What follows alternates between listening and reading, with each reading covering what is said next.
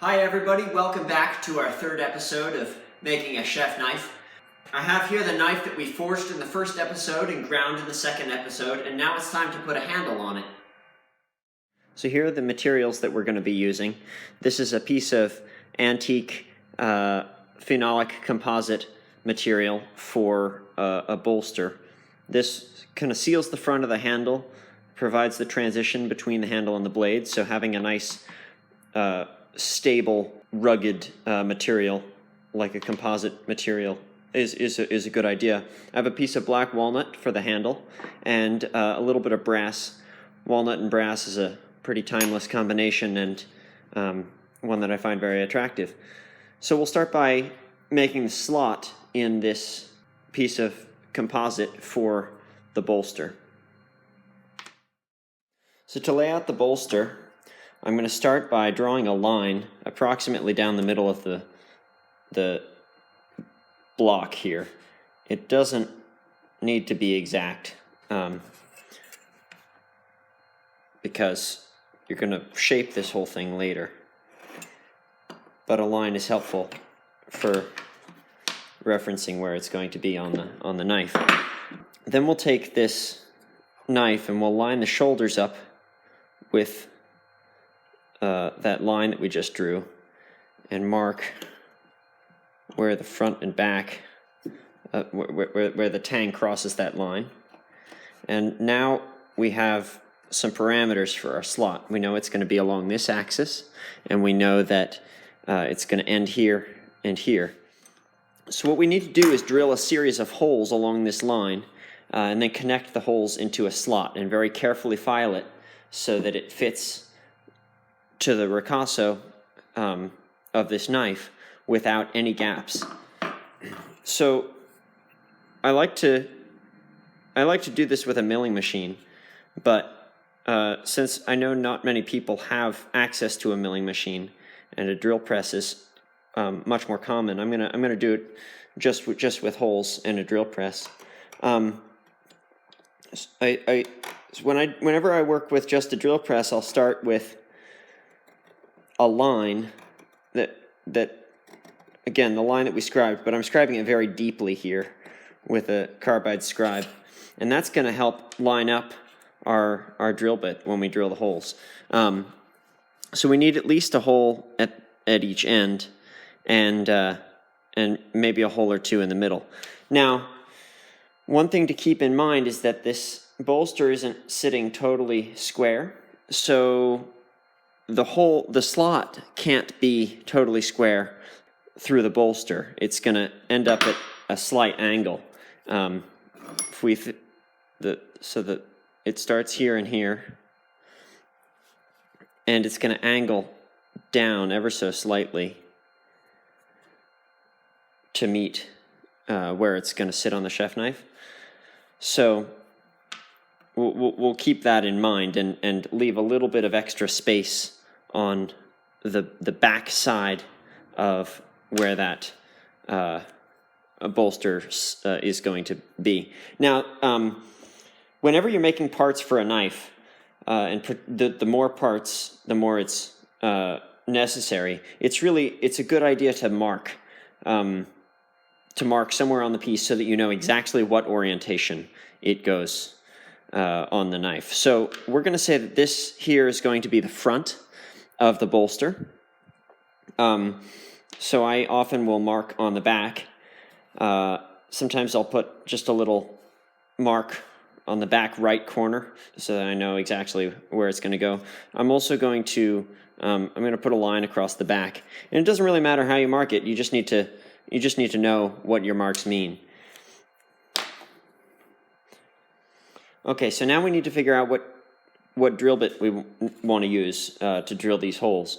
So I'm going to measure the thickness of the tang, and I can see that it's just over 1/8 of an inch thick. So I want to use something just under 1/8 so that it gives me a little bit of room to file.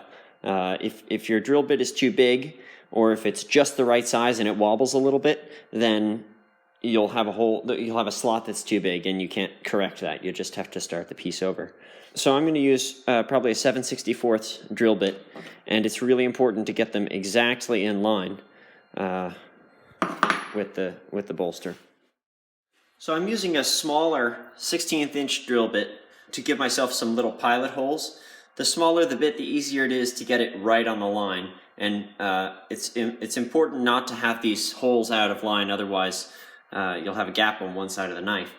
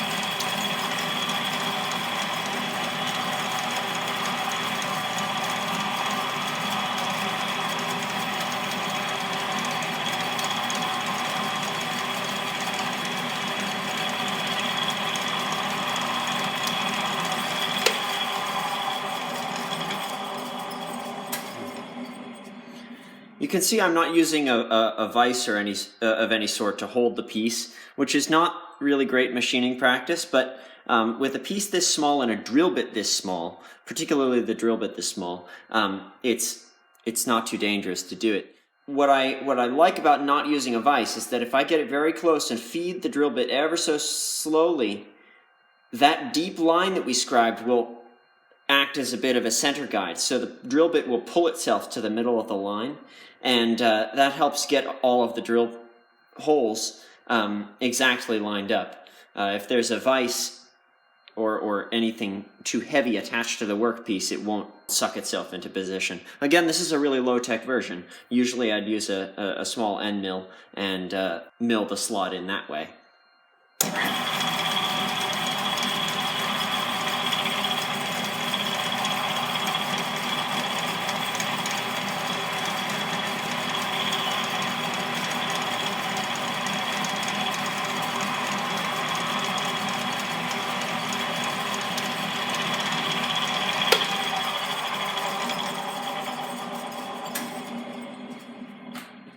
So here you can see I have 4 holes spaced fairly far apart so that there's room to enlarge them with a bigger bit, but they're all very much in line, and they're pretty much in line on the back too. They're not too much walking around. But again, it's the front of the guard that matters. All right, so now I'll take this bit out of the chuck and put in our 7/64 bit and remount these holes.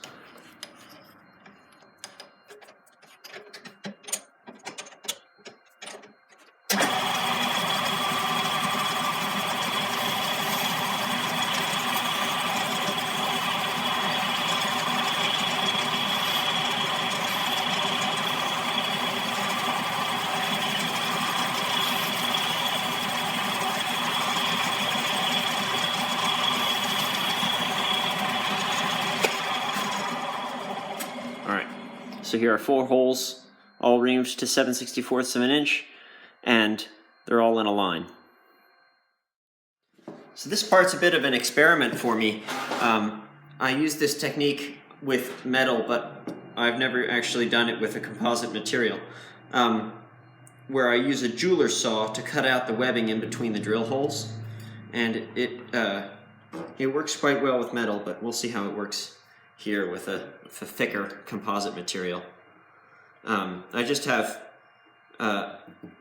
makeshift I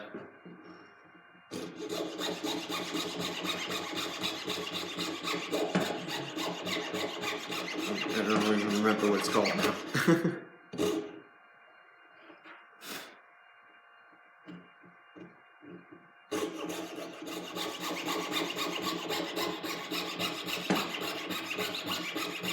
this seems to be working just fine. So I'm going down one side.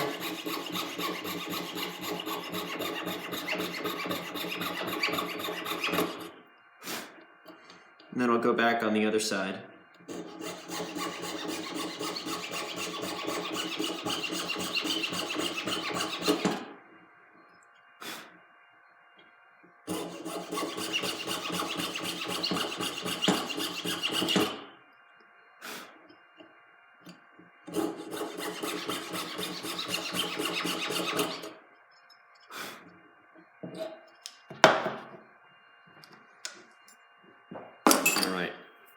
And so here you can see that the webbing has been cleared out of the holes. It's still pretty rough in there, but we'll be able to put a file in and clean everything up now. So I'll use a very small flat needle file just to open up this slot enough that I can get a slightly larger file in.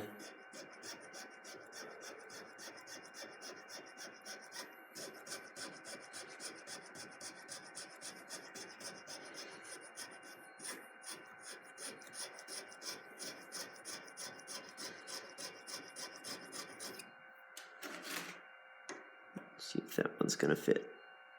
Not quite. But it will fit side to side, so that's good news.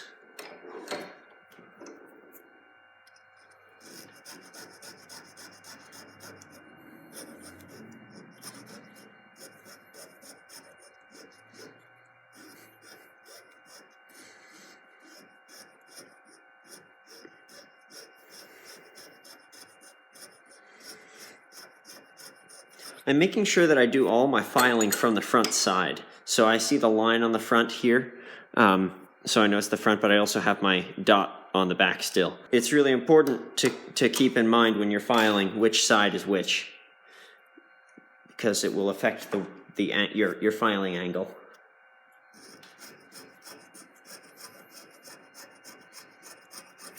Maybe I can get this little one in here.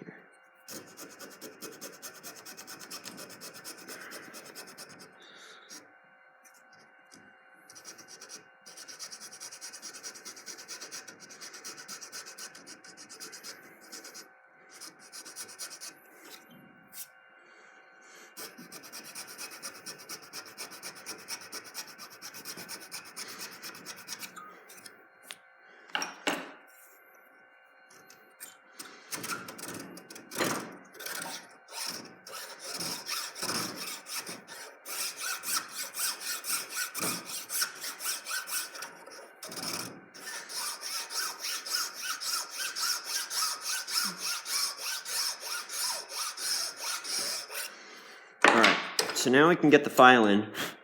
I like to do my filing vertically so that I can see what's happening on both sides. And the angle that you come in with your file is important. So if I'm working on the side that's closest to us, the near side here, ideally my file would be at 90 degrees to the front of the guard, but it's nearly impossible to hold it at one angle the entire time. So I need to make sure that it doesn't ever angle to make it an acute angle. It always needs to be 90 degrees or more between the front of the guard and the file. So if the slot flares out toward the back, that's fine. The smallest part of the guard, the front, needs to fit as accurately as possible. So I'm gonna intentionally overcorrect for the amount of wiggle room that we're going to have.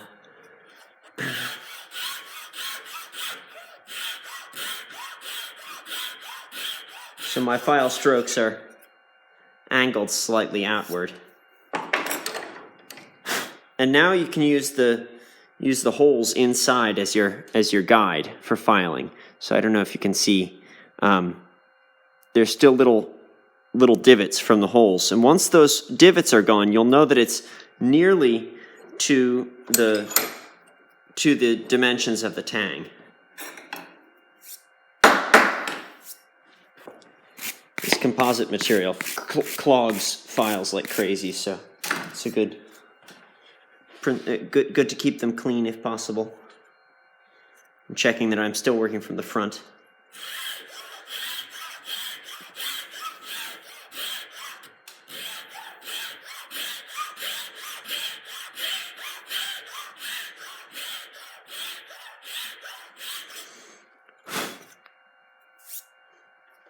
The file cuts in one direction, so it's good practice to let up your pressure on the backstroke.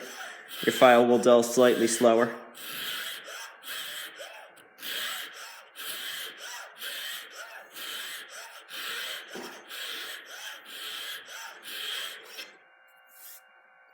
Okay, so I can see that the groove is gone on the bottom side, on the edge side, but it's not yet gone on the back side.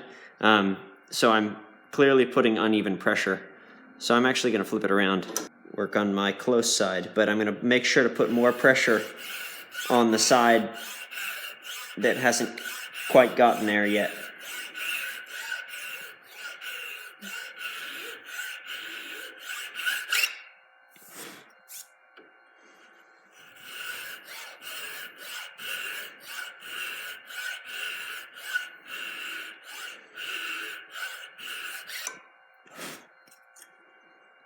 Getting very close.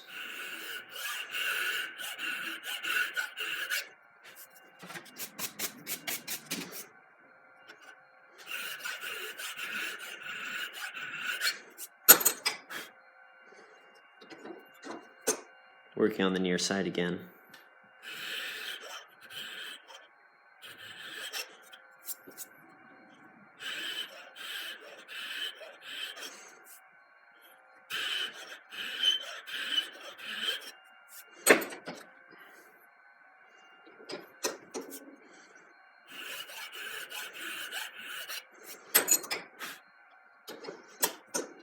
So those grooves from the drill bits are almost gone, but not quite.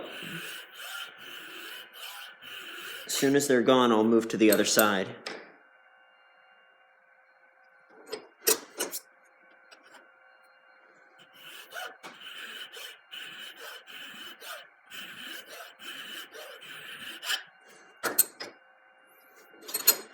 Again, I'm making sure that every single one of my strokes is 90 degrees or more to the front of the guard. One stroke less than 90 can throw off the whole fit.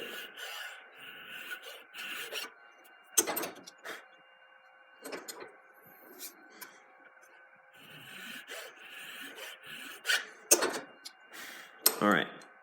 So all the grooves are gone from the front side of the guard. You can see when I tip it in. Actually, on the video it looks like there's still one or two just on this underside. So I'll finish taking those down, and then I'll move to the top side.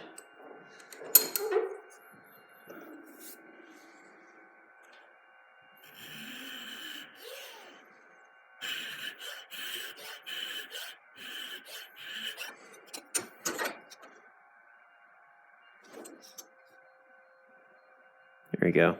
Now the inside is clean. So now I'll move to the other side. You can see it still has all 4 grooves.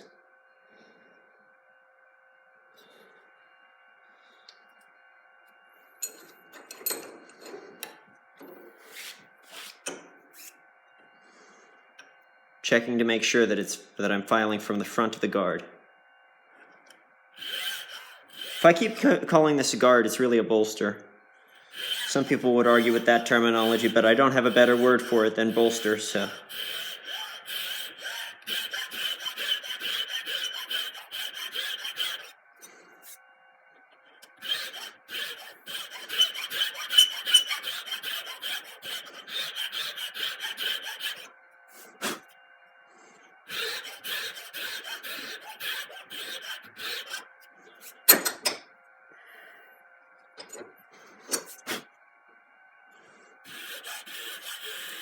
If you're going to try this for the first time, choosing your materials can help make this process easier. I find composites fairly forgiving to work with. They file quickly, which is nice. But soft metals like brass or nickel silver or copper all file fairly nicely. And actually, probably my favorite is mild steel for ease of working. Once you get into doing stainless steel, it becomes a little bit more difficult to file, and so that slows the process down, and you just have to take your time.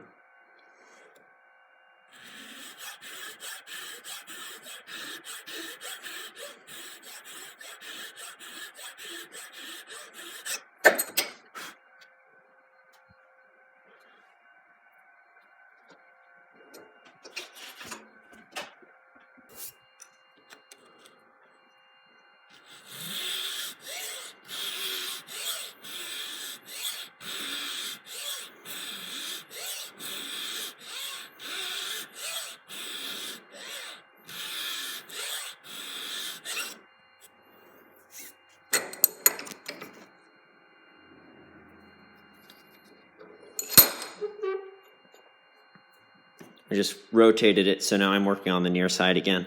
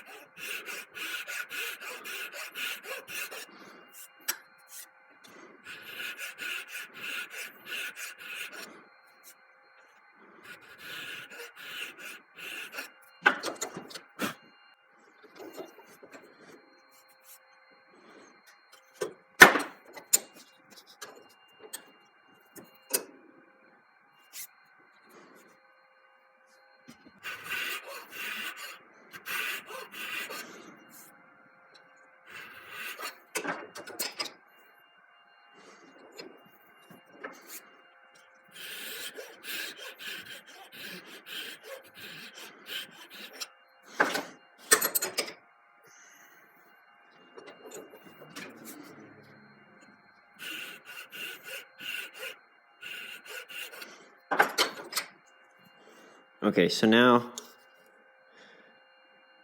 all of the grooves are gone on both sides. So now it's time to check the fit with the knife itself.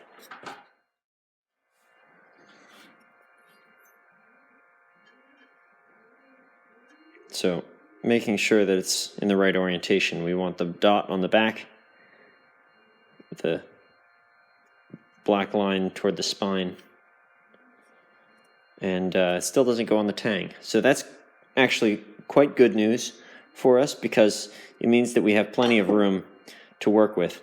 Now remember, we've tapered this tang so that it gets smaller, or it gets thinner as it goes down the blade, but there's not that much taper. So we need to be careful and check this often, because as soon as it can get just a little bit of a ways onto the tang, it'll just be several more file strokes before it can get all the way up. All right, it's also good to check using calipers to just see approximately whether your slot is parallel. And this one's pretty good.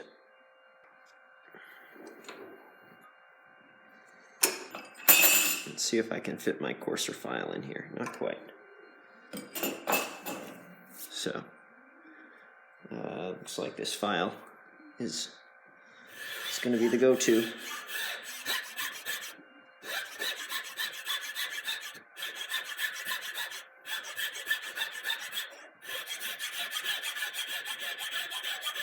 Now I'm working on both sides of the slot, because all we need to do is make it wider.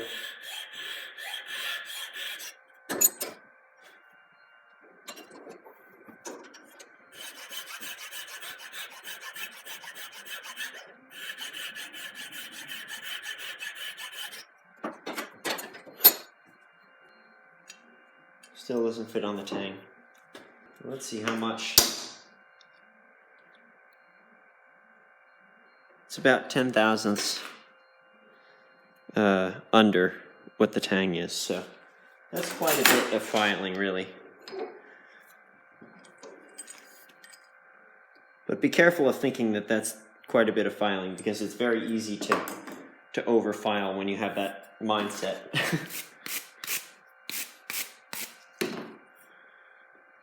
And the advantage of using metal is that if you get the slot just a little bit too big, you can squeeze this whole thing shut in the vise and make the slot narrower and then refile it. But on a composite material, you can't do that. So you need to make sure that you get it right the first time.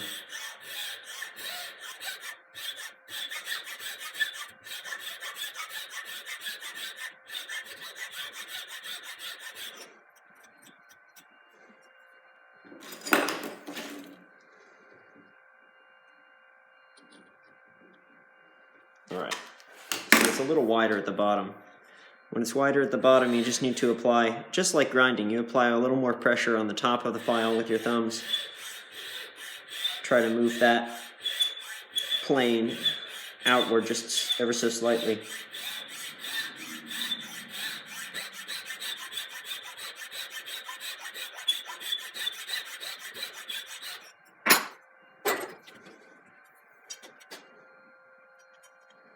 All right, not quite, but it's very close at this point.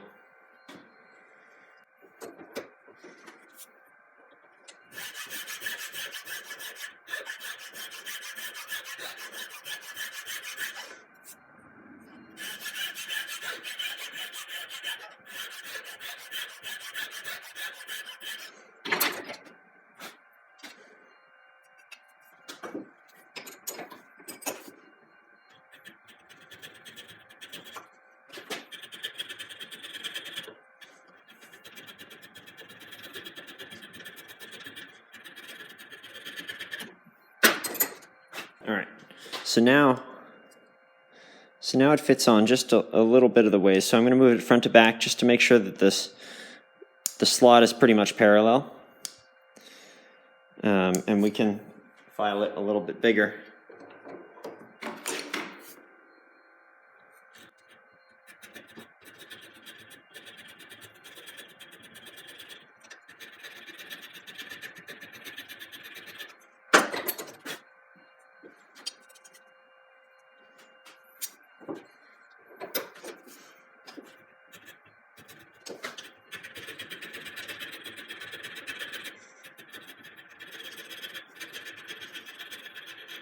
Now more than ever, it's important to pay attention to the angle. So when I'm working on the close side to the camera, I'm angling it to the right. Far side of the camera, I'm angling the file slightly to the left so that I'm making this slot that flares toward the back but is tight at the front.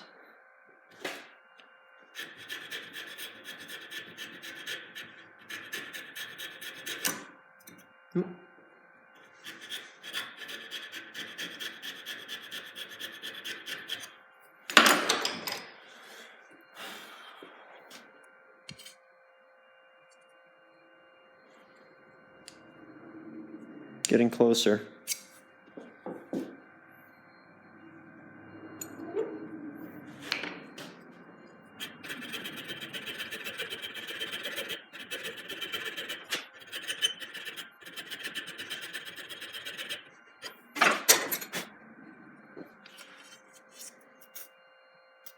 All right. So that went on very quickly from here to here. So if I had done too much filing before checking that, it would be likely that I'd have a gap. But I think it's pretty good. Holding it up to the light and seeing if light gets in here is a good way to check that fit. So luckily I still have a little bit more to go, and that'll give me some leeway to free it up. But right now the tang is hanging up on the edges and not on the flats. So we'll need to make those bigger at this point. So again, our slot is pretty parallel to the tang, and we need to open up the top on the back side and the kind of edge side on the bottom.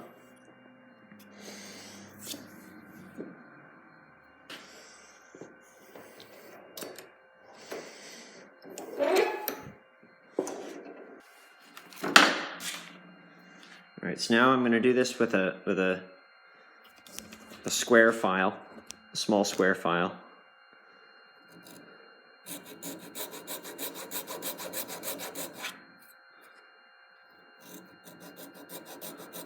Be careful not to let the file wander outside of the lines created by your slot. Like if you were to extend the sides of your slot infinitely, the square file cannot exceed those boundaries. All right, now we'll flip it over, filing from the back. Now, filing from the back, you want to be really careful that you're only filing on the back side, because it's easy to put a mark in the front of the guard bolster. Though the taper of the file does help to minimize that risk.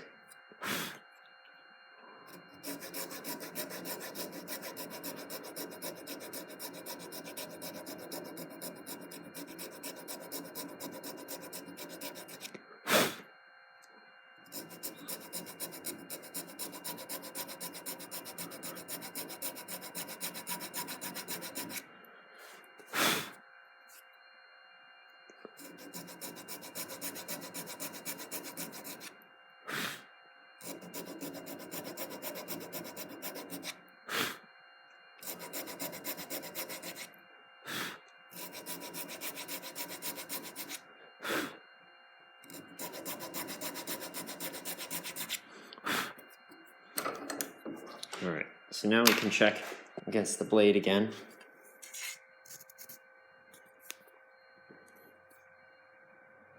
Oops.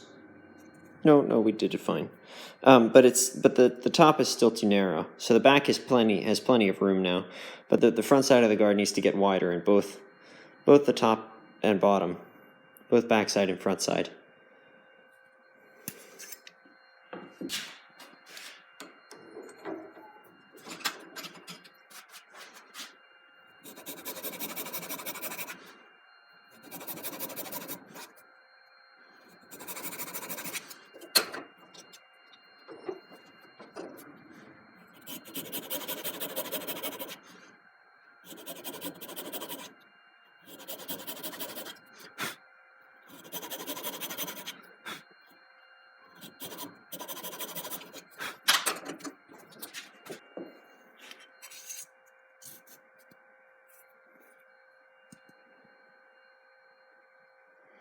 All right, so we're darn close to being there.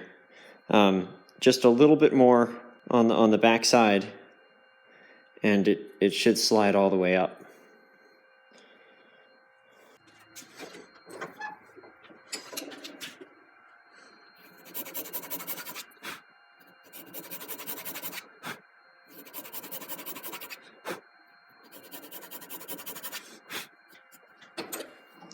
So I also make sure on the front, just under these shoulders, to really chamfer this inside corner. That'll help it to sit flush. And any little chamfer that you put there will be hidden by the shoulder of the guard.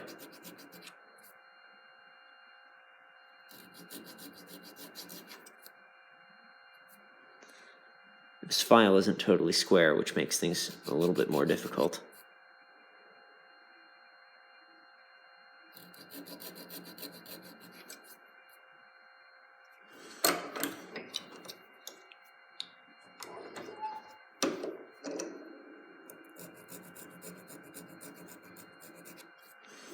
All right, let's see how that looks.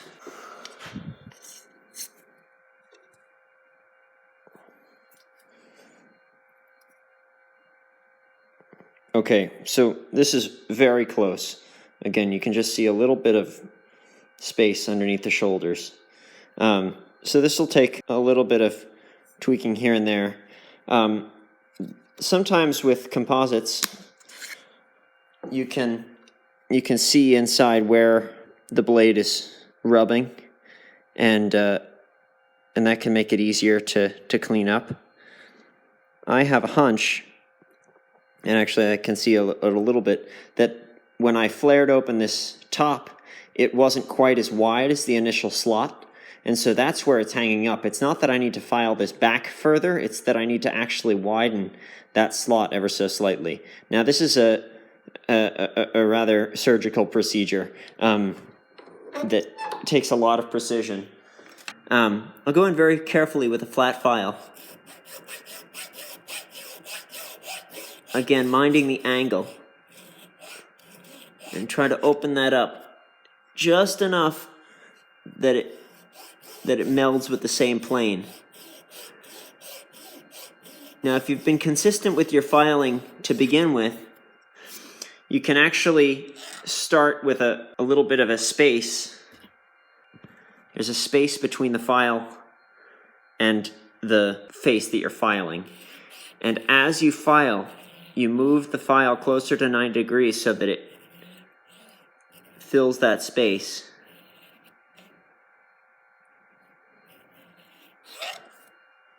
And then check.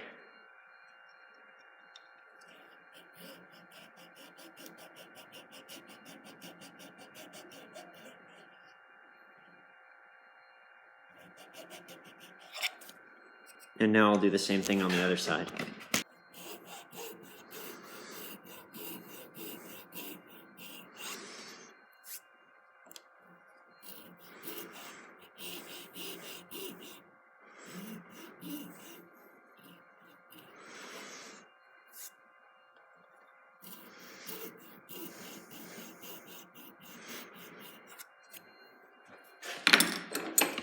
Let's see if that fits.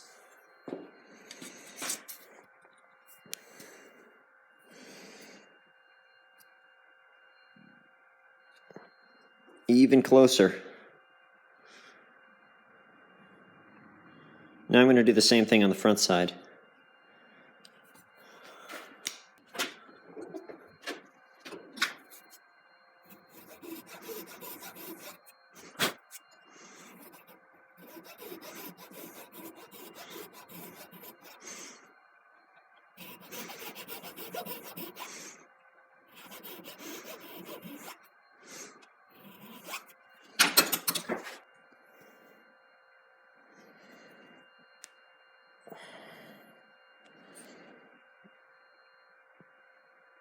All right, not quite there.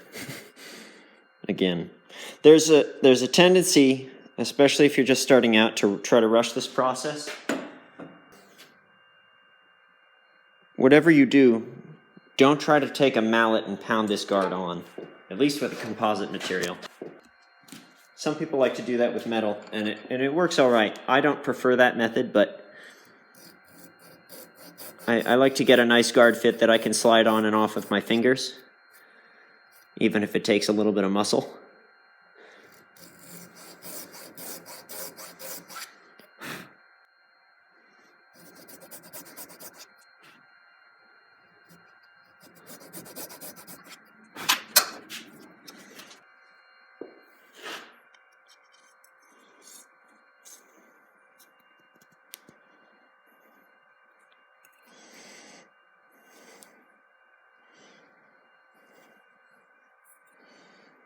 All right.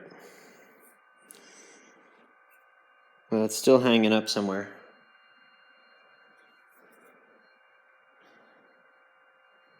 As long as you can see those little black lines under the shoulder, the guard fit's still not perfect. But actually, I can see on here just exactly where it's hanging up. Right there, there's a little gray mark left by the inside of the shoulder. And you can see on the knife, it's that inside spot here, just a little ever so rounded. And so we need to make a chamfer that matches that in the guard.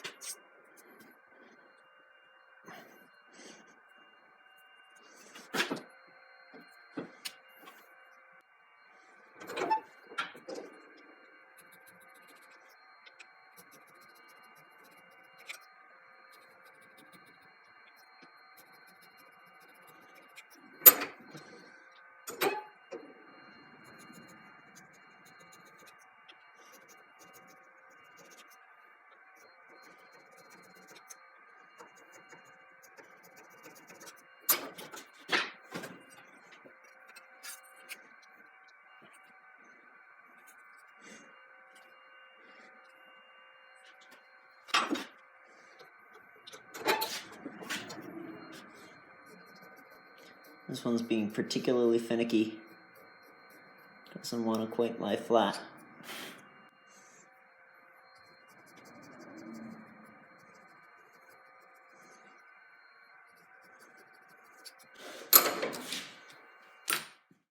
Oftentimes at this stage in the guard fit, I'll also sand the front. I keep calling it a guard. Sand the front of the bolster.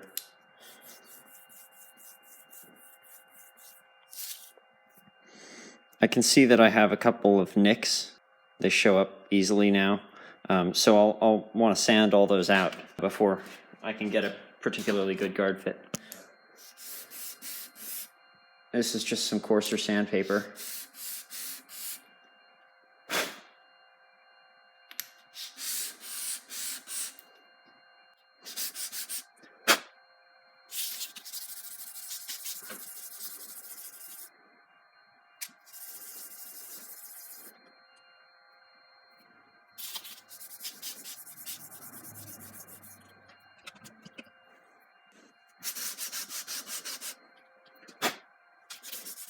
Nope.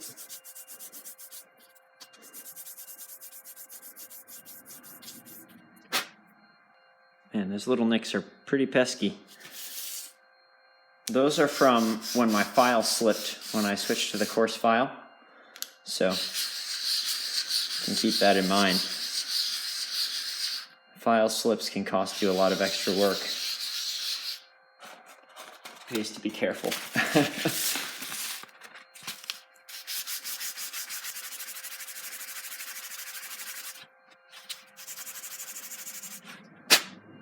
Okay, I think that's good.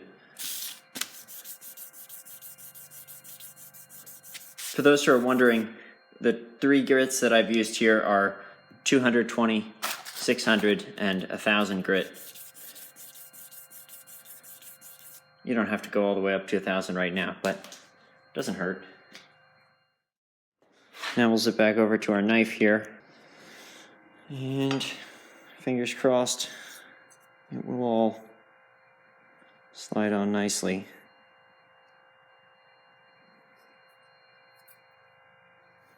All right, well, the fit against the ricasso is quite good. It still has a tiny little black line.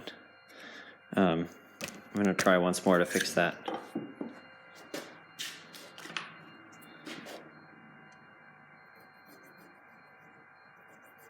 Using a really tiny needle file for these last little tweaks.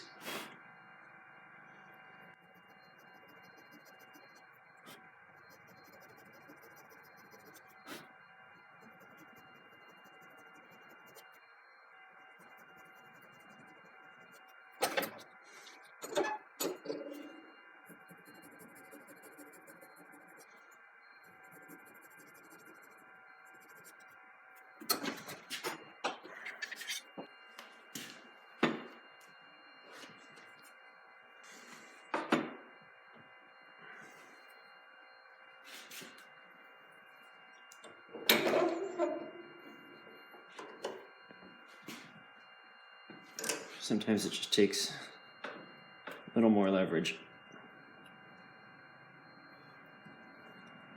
Not pounding on it though.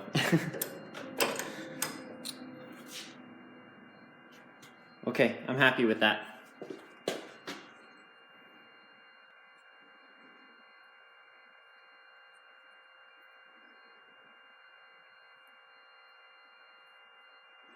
All right, so now we'll do a brass spacer. So the spacer needs a slot, just like the guard did. Only this won't take nearly as long because it doesn't need to be as accurate. See, the backside can be as sloppy as you like. There are gaps underneath here. As long as the front side is clean, it's fine. The spacer, it just needs to have a slot in it, and it doesn't need to be too precise. But we're going to lay it out the same way and do it approximately the same way. So again, I'm going to draw a line down the center.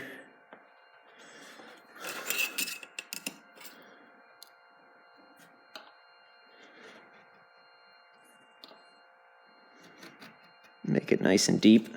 Oops. Try not to draw two lines.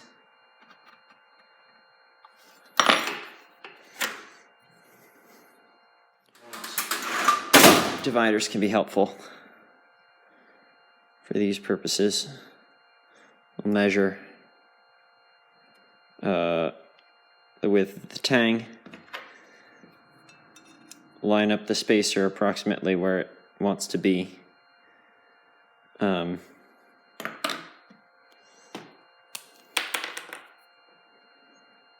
So that's where the tang wants to be. So we'll carry that line across. And all these parts are oversized, so it takes a little bit of the pressure off getting the fit exactly right. And you can use the dividers to scribe where the tang's going to be. So now we'll take it back to the drill press, drill the holes, and saw them out.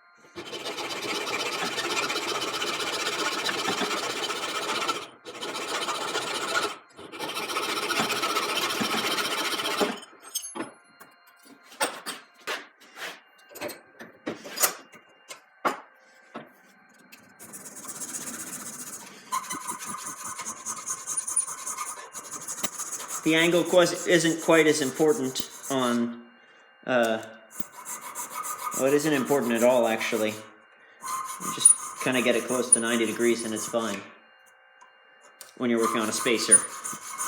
Again, the whole fit is going to be hidden.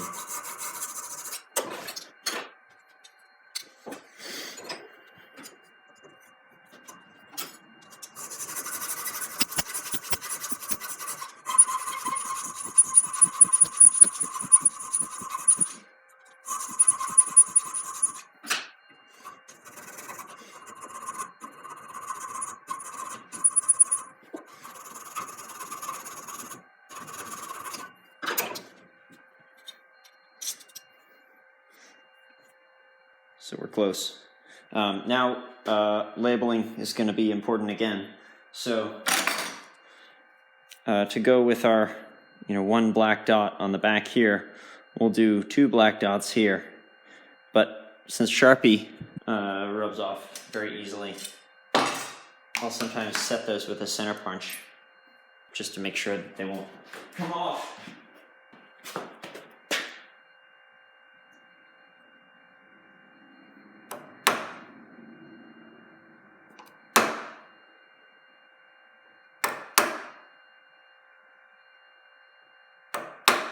There we go. So we have 2 punch marks, and trying try again to see where it goes. So we'll just open the slot up a bit.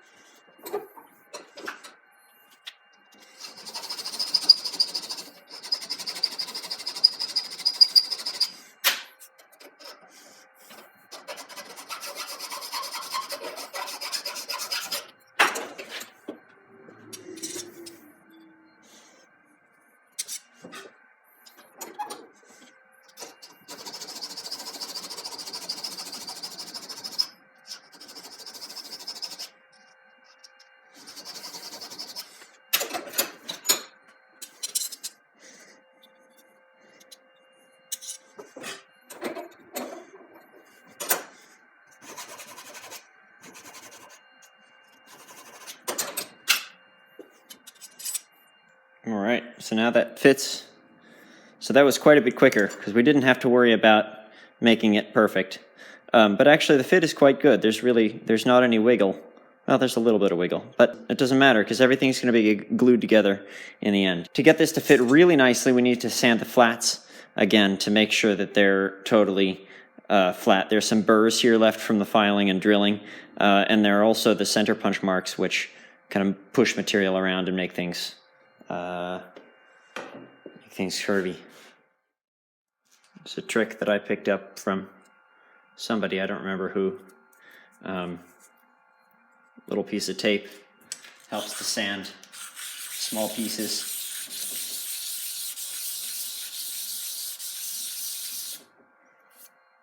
And we'll go until the backside is all covered with their sanding marks. Then flip it over.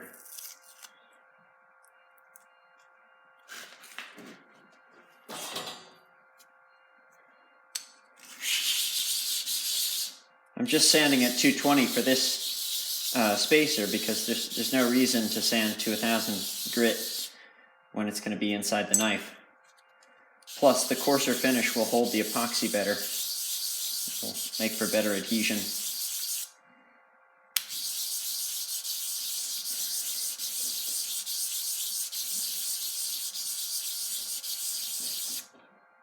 All right, and we still have our center punch marks, so we know where on the knife this will go. Now it's time to fit this handle. So we want to envision where on the knife the handle is going to sit. Typically, I like my handle shapes to have a kind of continuous curve with the spine of the knife. So I don't want my handle block to be way up here. I want to make sure that I have room for any kind of sculpting below. But the first thing we need to do is dress the front of the block so that it meets this face, because right now if it's flush, obviously the handle isn't at a proper angle. So I'm going to eyeball what the proper angle is going to be, make a little tick mark here and here with my pencil.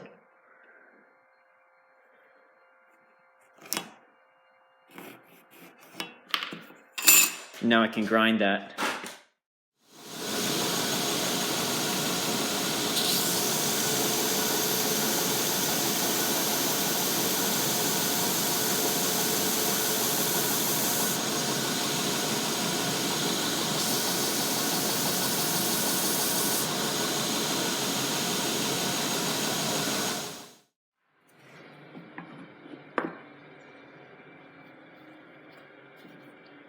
So that seems to fit nicely now.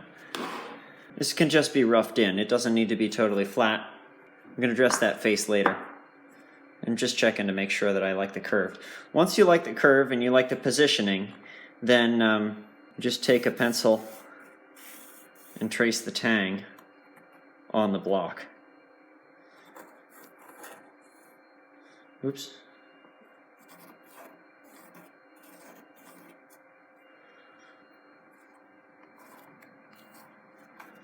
Okay, but I think the tang is also going to be a little bit long. It's good to figure out how long the handle wants to be. Typical chef knife handles for me are around 4.5 inches long, or they can be. It could be a little longer, especially if you have a long blade. But for a 7-inch blade, I think 4.5 is pretty good. I usually have a little bit of a swell. Palm swell. This is a bit exaggerated. And then some kind of hook at the end, and you can kind of sketch and play with where that wants to be.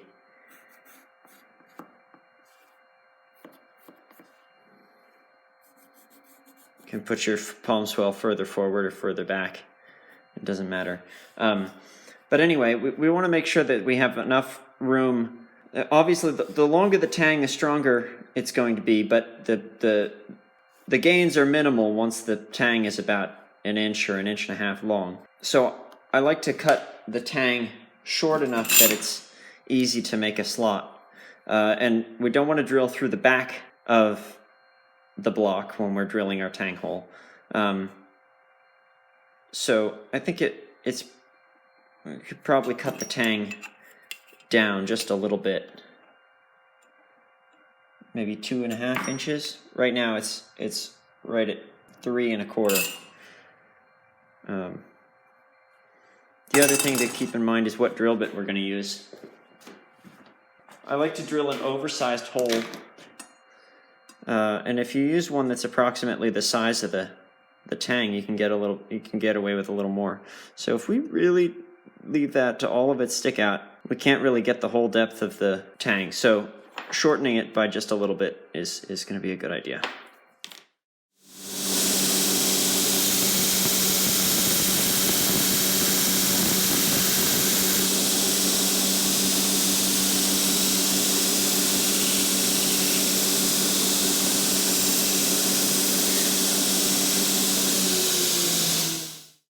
Now I can place this tang back where it was and redraw the end of it so we know how deep the hole needs to go. We'll also take our drill bit and we basically want to put it as far down as possible. It's good to have, I say, at least 1/4 inch of clearance beyond the length of the tang, because chips will gather down there and clog up the hole, and so to have a little bit of extra wiggle room, it'll be better. This again can be fairly rough. I just use my finger as a guide to trace the front ends of the tang, and then you want to find the middle of the block.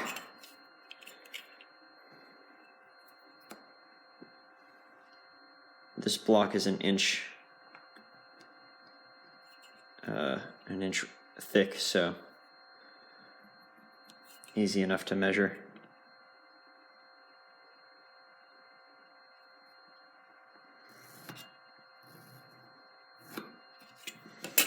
Okay, so now we want to drill some small pilot holes right along the sides to give ourselves a little guide, and then we'll drill a bigger hole right down the middle. For the middle hole, we'll figure out about where the middle is at the top and about where the middle is at the bottom, and draw a line on the side. Now, the lines here are going to be our angle guides. So we'll set this up in a vise so that for this first pilot hole on the spine side of the knife, this edge of the tang is vertical, and then for the second one we'll set it so that this edge of the tang is vertical, and then for the larger final pilot hole we'll set this midline vertical. Now I'm going to take a saw and cut off this excess material down here. That'll give myself a little bit of clearance in the vise. So I'm going to start by making sure that the back line is totally vertical. I know there's It's a bit backlit, so it's hard to see the lines. Really ought to have a machinist square for this, but I've made a couple hundred knives without one, and so I just kind of keep doing it this way.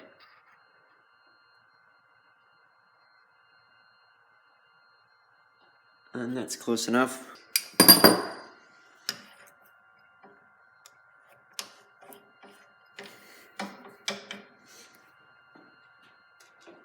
This is the same 7/64 drill bit that we used for the bolster and spacer.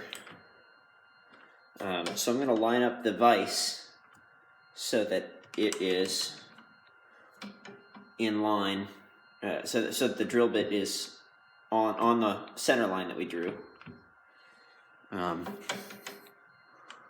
Again, this benchtop mill makes it easier, but if you have a drill press, that works fine too.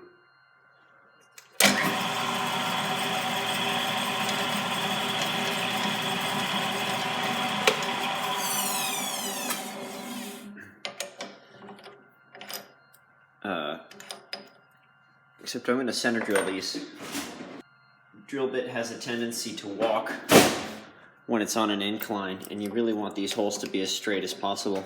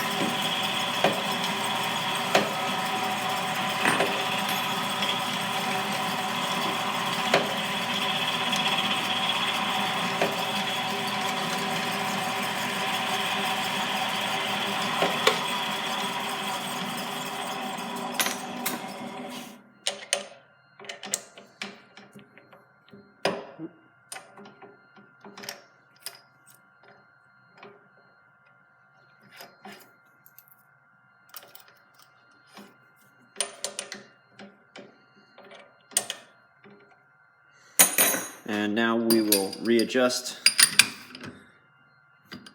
so that this other side is vertical. That's pretty good.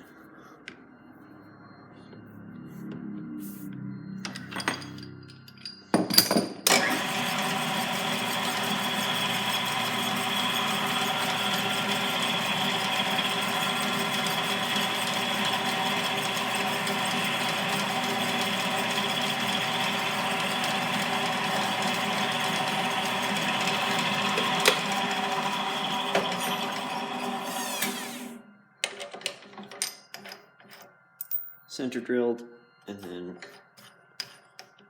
go with the regular drill bit.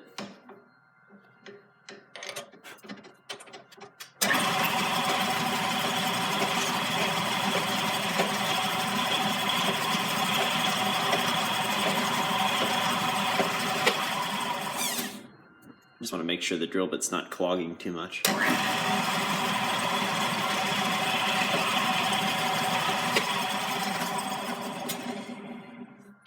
Rechuck it once more with even more stick out and go nearly to the end of the drill. This is probably all really bad machining practice, but as long as you're careful and don't force your tools beyond where they say stop, it tends to be okay.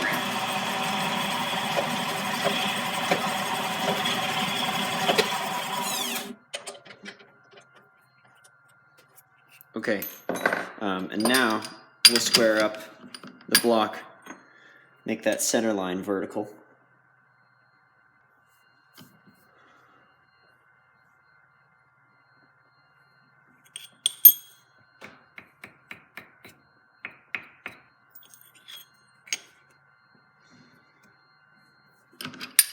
Sometimes accurate. It helps to pinch it gently in the vise,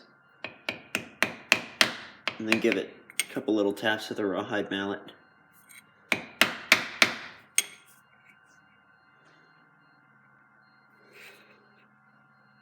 That's pretty good.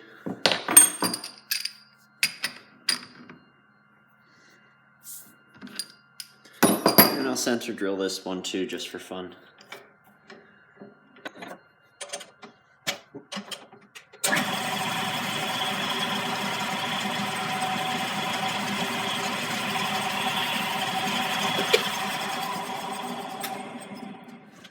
Notice this one is lined up right at the intersection between the center line and our center line. This middle hole is really the most important. You can get away without the other ones if you need. So our 1/4 inch drill bit.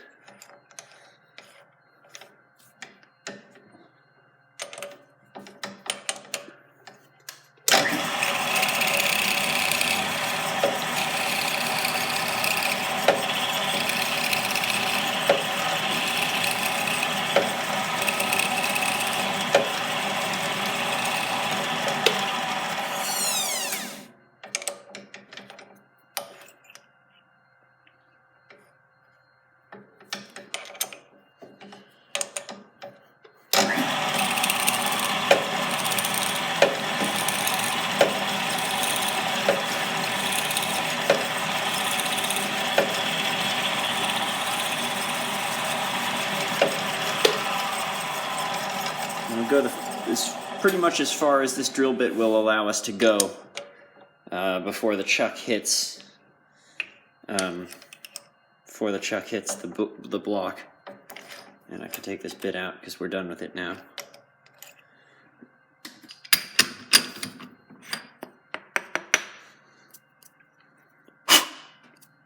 So here are our holes, and now we'll open that up into a slot. So here the handle block is clamped into the vise. I have a very special tool here that I do most of my handle opening work with. It's just a reciprocating saw blade that has been ground to this special shape, so it's nice and skinny. And I can slide it in here and pull out the webbing in between the holes and shape the inside of the hole to the profile of the tang. Now this works well for the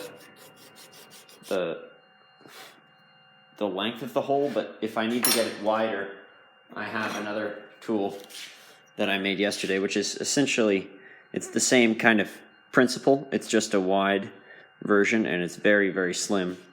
So I can slide it in and clean up the sides to make those wider.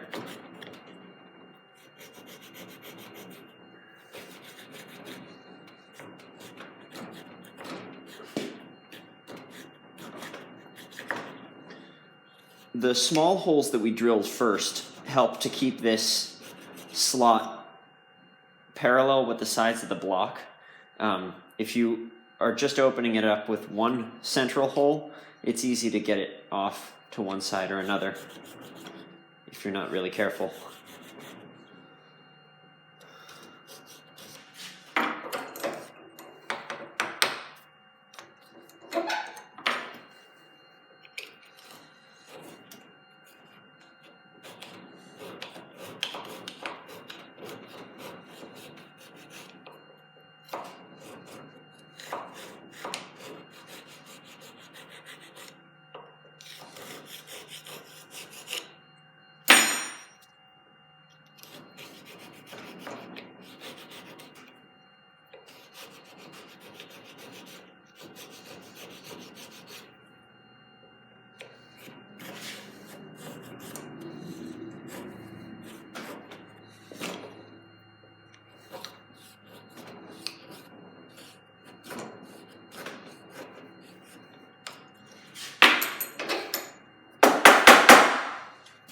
So now we'll check the fit with the tang.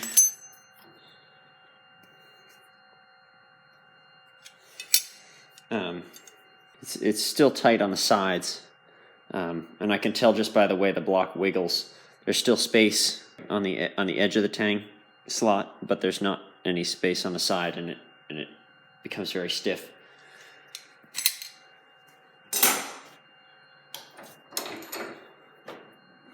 So more need for this tool.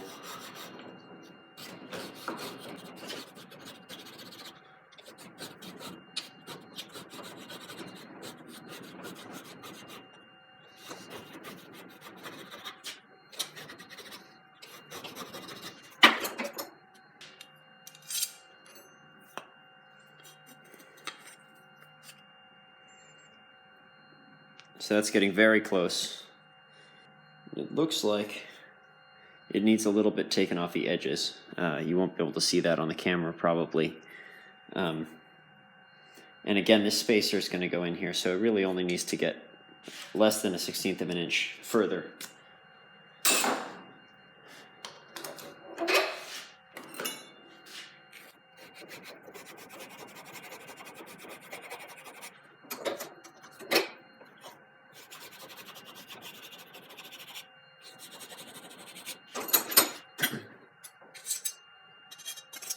All right, there's a block.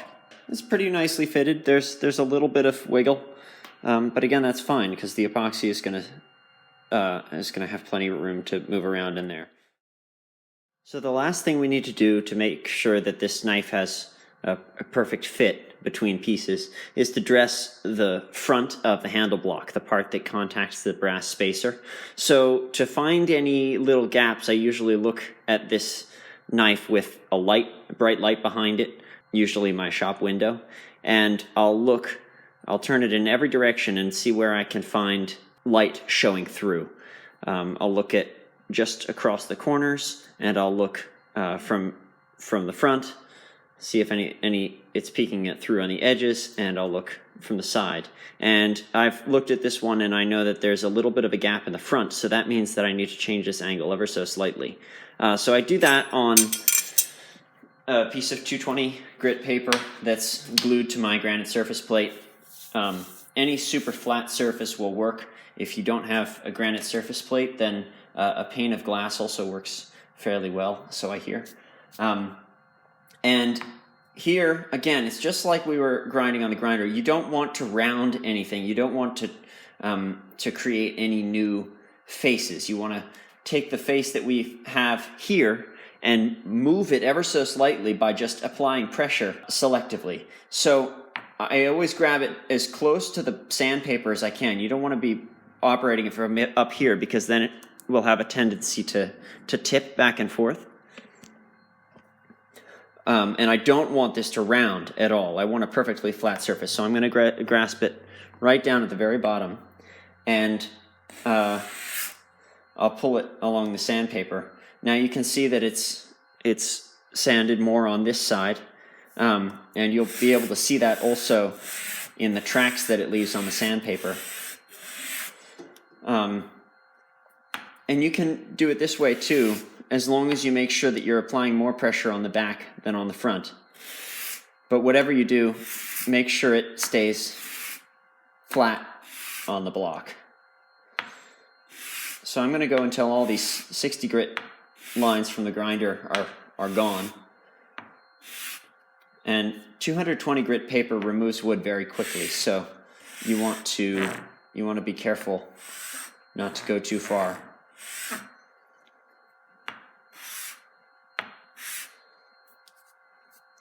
And also notice that I'm really just moving in one direction.